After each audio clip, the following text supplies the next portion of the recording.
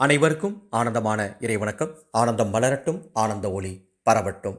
ஆன்மீக சிவசொந்தங்களே, 15/9/2024 ஆவணி 30 ஞாயிற்றுக்கிழமை வளர்பிறை பிரதோஷம். உங்கள் வீட்டில் லிங்கம் இருந்தால் என்ன செய்யணும், என்ன நெய்வேத்தியம் வைக்கணும், லிங்கம் இல்லாதவர்கள் என்ன செய்வது என்பதை இந்த ஆடியோவில் உங்களுக்காக வழிகாட்டுகின்றேன். வழிகாட்டுதலுக்கு போகிறதுக்கு முன்னால் ஒரு அருமையான தகவல். புரட்டாசி மாதம் பிறக்கப் போகின்றது. இந்த புரட்டாசி மாதம் என்பது பெருமாளுக்குரிய மாதம் என்பது உங்கள் அத்துணை பேருக்கும் தெரியும்.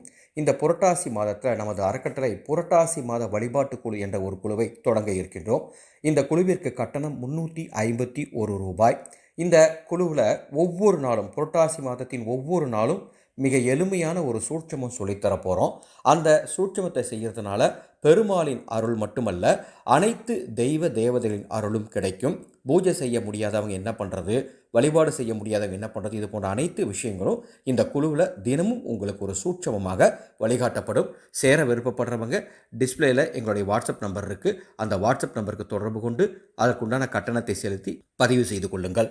15/9/2024 ஆவணி 30 ஞாயிற்றுக்கிழமை பிரதோஷ நேரம் மாலை 4:30 6 மணிக்குள்ள அல்லது மாலை 6 மணிலேருந்து இரவு 7:30 மணிக்குள்ள உங்கள் வீட்டில் லிங்கம் இருந்துச்சுன்னா, எந்த விதமான லிங்கமாக இருந்தாலும் சரி, ஸ்படிகலிங்கத்திலிருந்து வேறு எந்த லிங்கமாக இருந்தாலும் அதற்கு சந்தன அபிஷேகம் செய்தால் உங்கள் குடும்பத்திற்கு நல்லது நடக்கும். தோஷங்கள் அத்துணையும் விலகி ஓடும். சுவாமிக்கு நெய்வேத்தியமாக ஏதேனும் பழங்கள் வைக்க வேண்டும். நன்றாக புரிந்து கொள்ளுங்கள்.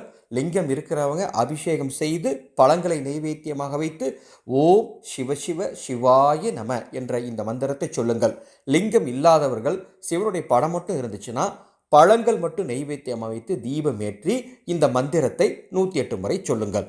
இந்த எளிய சிவ வழிபாடு உங்கள் வீட்டில் செய்யறதின் காரணமாக உங்கள் குடும்பத்துக்கு நல்லது நடக்கும். இந்த ஆடியோவை உங்களுக்கு தெரிந்த அத்துணை பேருக்கும் பகிர்ந்து கொள்ளுங்கள். 15ஆம் தேதி சிவனாலயம் சென்று வழிபாடு செய்தால் கூடுதல் நன்மைகள் கிடைக்கும். குறிப்பாக பிரதோஷ நேரம் சிவதரிசனம் அல்லது மாலை நேர சிவதரிசனம் குடும்பத்திற்கு நல்லதை தேடித்தரும். அன்பான சொந்தங்களே, இந்த சேனலை இது வரைக்கும் நீங்கள் சப்ஸ்கிரைப் பண்ணினா சப்ஸ்கிரைப் பண்ணிக்கோங்க.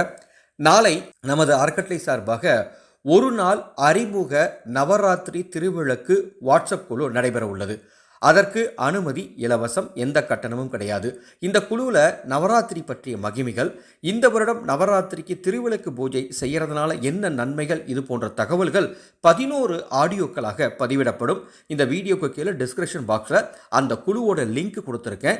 விருப்பம் உள்ளோர் சேர்ந்துக்கோங்க. நாளை ஒரு நாள் அந்த குழு செயல்படும் என்பதை தெரிவித்துக் கொள்கின்றேன். மீண்டும் அடுத்த ஒரு ஆன்மீக தகவலோடு சந்திக்கிறேன். ஆனந்த மலரட்டும், ஆனந்த ஒளி பரவட்டும்.